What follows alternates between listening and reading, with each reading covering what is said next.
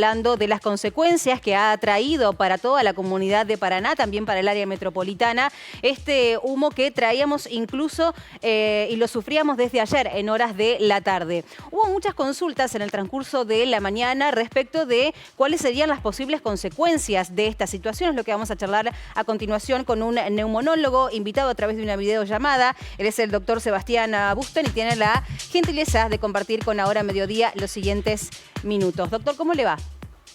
¿Qué tal? Muy buenas tardes. Buenos días, Paola. ¿Cómo te va? Buenas tardes.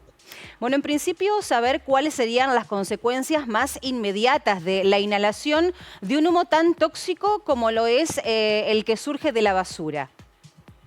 Bueno, lo que frecuentemente uno ve cuando estas quemas se empiezan a presentar y sobre todo cuando se hacen con cierta frecuencia, es que tenemos algunos pacientes que tienen reacciones agudas, son los que generalmente están más expuestos, la gente que vive cercana a la zona, los vecinos que trabajan a veces en la zona de la basura, los recicladores, los que hacen la separación, en donde tienen exposición directa y a veces tienen cuadros agudos de irritación de vías respiratorias, altas o bajas. Vía alta, zona de garganta, zona de la laringe, alteraciones en la voz, y después de vías respiratorias bajas con episodios de tos, falta de aire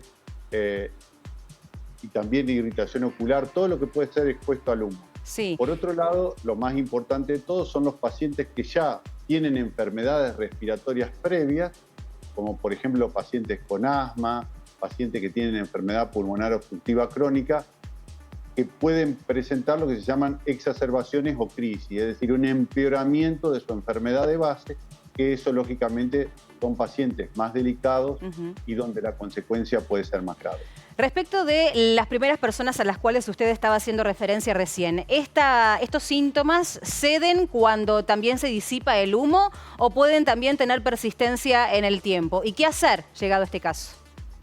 No, en líneas generales, cuando uno cede la exposición, respira aire puro y, digamos, suelen ser autolimitadas, salvo que tenga una exposición importante o prolongada, que puede tener las consecuencias de cualquier exposición a humo, como pasa en los incendios, que es intoxicación de monóxido de carbono o una reacción importante.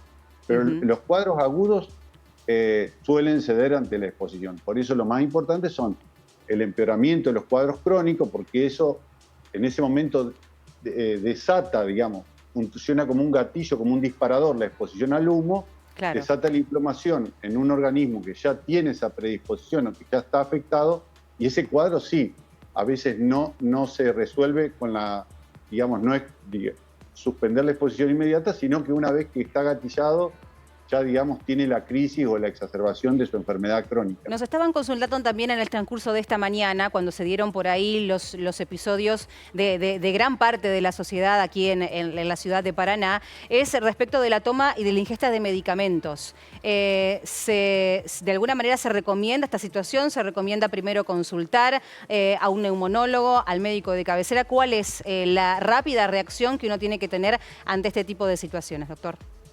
En principio, los pacientes que no estén tomando medicamentos previamente, digamos, cedan la exposición, tiendan, digamos, a estar en un lugar donde se pueda respirar aire, digamos, no viciado por el humo ni los contaminantes y esperar, digamos, el tiempo prudencial que pueda haber una recuperación.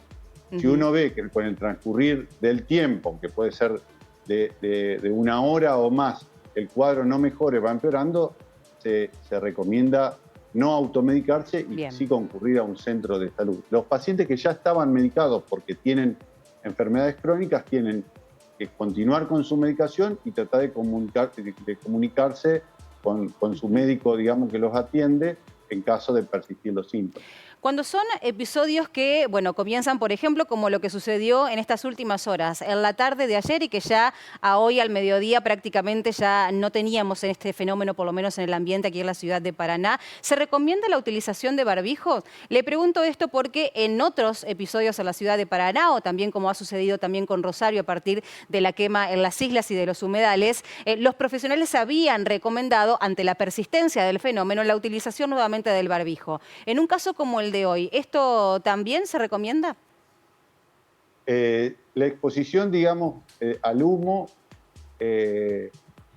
generalmente por vía inhalatoria, con el uso del barbijo disminuye la cantidad de partículas, pero en realidad no es una cosa que va a cambiar en la exposición de un día. Sí, en los trabajadores que se exponen habitualmente a este tipo de, digamos, de fenómenos, como es las quemas y todo eso, deberían usar dispositivos que vienen con filtro, que son los realmente útiles. Yo creo que el barbijo no ayuda en forma realmente relevante a este tipo de fenómenos. Bien, recomendación en torno, por ejemplo, a la actividad física. Hoy asistíamos en horas de la mañana, primera mañana, a muchísimas personas que a pesar del humo seguían haciendo actividad física en la zona de la Costanera, en donde estaba muy viciado el aire también. ¿Esto se recomienda o en principio se debería dejar para otro momento? Lo ideal siempre es respirar aire puro, digamos, porque cuando uno transita, y sobre todo haciendo ejercicio, en donde aumenta la frecuencia respiratoria y las respiraciones son más profundas, digamos, tiene más riesgo de que el aire esté contaminado con humo o con partículas de la quema pueda producir algún efecto en el organismo.